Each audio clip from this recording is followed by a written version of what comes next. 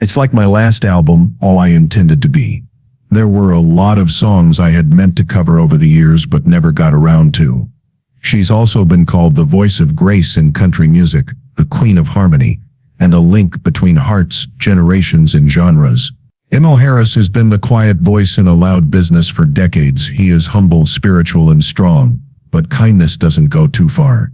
Finally, Emmylou is speaking out, calling people out. She has nothing left to prove and no one to please. 5 of them. 5 artists who did things behind the scenes that crossed her personal line. Not because of a scandal, but because of pride, betrayal, and not caring at all about the spirit of the songs she's lived by. This isn't anger. This is what a woman who has been quiet for too long says. However, deception hurts everyone, not just young people. It can hurt more when it comes from tales you used to believe more than anything else. That's what took place with Van Morrison. Their tour together in the early 2000s had the feel of a holy event. That's how it felt on stage. Fans would say that what these two stars do with sound is magical. But Emmylou learned that magic doesn't always last in the changing room. Morrison was far away off stage, curt. It got really cold in that room when he was there. In little ways he made her feel small. For example, he didn't look her in the eye and thought her sound was too sweet for real blues. No, not as a joke or a criticism, just a rude turn of the phrase. What her fans loved most about her, he didn't seem to care that there was sugar on the floor. Emmylou kept quiet because she was more interested in being polite than getting into a fight. But inside she was dying. The last blow wasn't seen by many. It was a secret. She got angry with a young sound tech for making her solo too loud in the mix. It wasn't just rudeness. It was also discipline and a warning. Emmylou packed her bag that night. She finished the tour because it was her job to, but they never talked again. In front of the stage, years later, or ever, she didn't remember being angry. Sadness filled the room. She hoped that in another story, she would find a connection to someone. She found cold stone instead. Just when she thought she knew how to deal with that kind of cold, she turned the corner and heard even colder silence. Neil Young was that person. There was only going to be one song in a room full of history when they worked together. When Emmylou got there, she already had melodies written down in a doe-geared notebook. She spoke in a steady, soft voice, hoping to connect creatively. Neil didn't pay attention though. He said, "Just let me do my thing," and he didn't even look up. The words weren't very sharp, but they were more cold, which made them hurt more. This made her take a step back, record her part in quiet, and then it was mostly up to Daniel, Juan, and me to come up with ideas, and he was giving us ideas. After a few weeks, she found out that he had changed her voice with one that sounded so much like hers that it was like a shadow. There was no message or call, there was only quiet. The act itself wasn't what hurt the most. It looked like she had never been there at all. It was the eraser. The quiet refusal hurt someone whose life had been built on peace. Sometimes betrayal doesn't blow up. It fades into silence that stays like smoke sometimes. And for Emmylou, that silence meant they had lost trust, that she had lost another fantasy on a path she thought they walked together. That's what broke my heart with Lucinda Williams. They should have worked together. Two tough women, two people who managed to stay alive in a business that didn't allow softness unless it was broken or obeyed. Emmylou admired Lucinda's toughness, her poetry, her defiance, and her failure to fit into a box. She didn't see a foe in Lucinda. She saw herself in it. The beauty of Rofune is damaged but not shaken. So when Emmylou suggested a duo for a charity album, something simple and honest, with voices harmonizing for a good cause, she thought it would at least be taken seriously, maybe even be excited about it.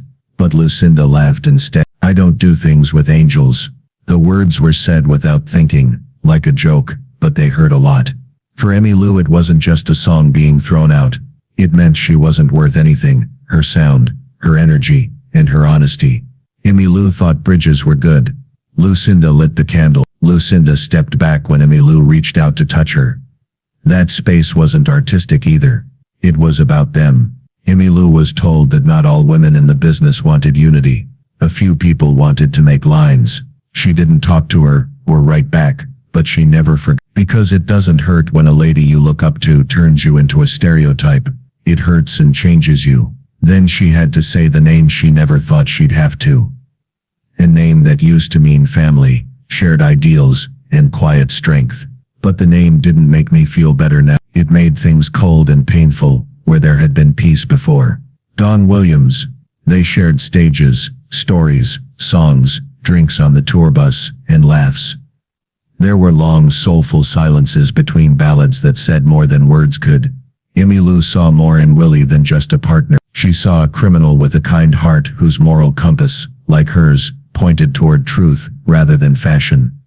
She thought that they were lined up, from protest songs about Vietnam to gospel harmonies whispered into the southern night skies. Their relationship felt like it was based on something holy. That's why Emmylou spoke out against a deal backed by big business that turned concerts honoring soldiers into cash cows and war stories, into ad slots. She thought he would be on her side. That wasn't what she asked for in public.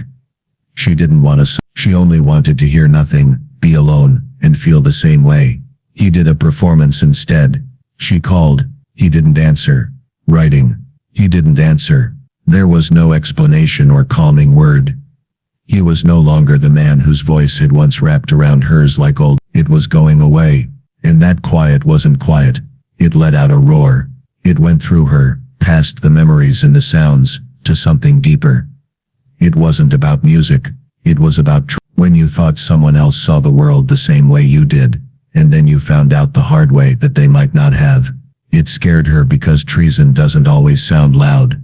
It's not always there, a voice that is heard when it counts. For Emmylou, whose whole life was spent making songs that meant something, Willie's silence wasn't peaceful either.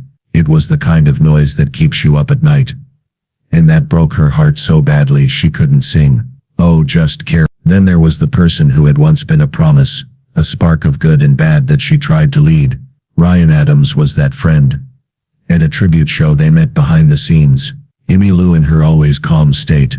Ryan in a cloud of stress and guitar noise. He was young, moody, and full of the kind of genius that sometimes consumes itself. But Emmylou saw the soul deep inside the fire, and the possibility in the chaos.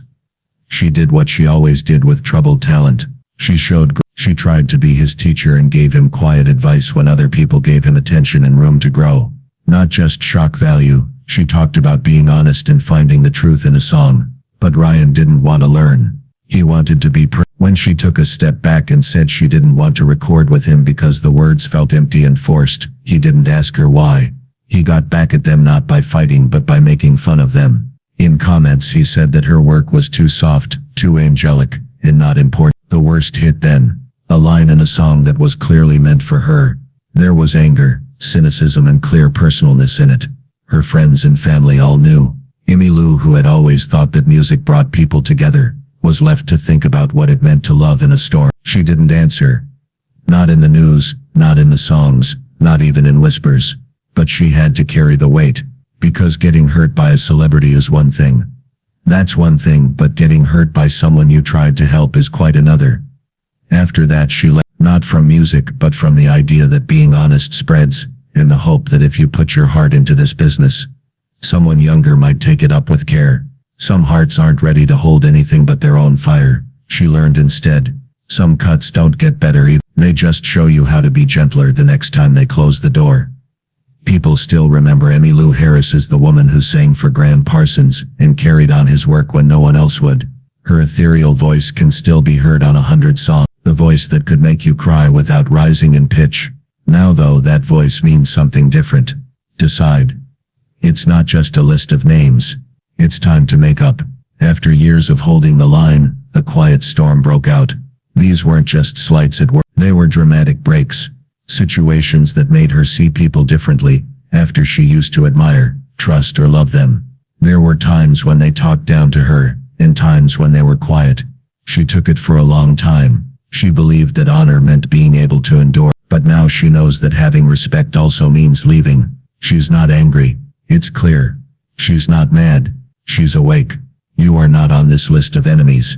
It's a list of heartbreaks, some loud and some quiet, but all that you'll never forget. Emmylou, the singer who used to make country music sound like church, is no longer singing hymns for people who didn't get how holy the songs were.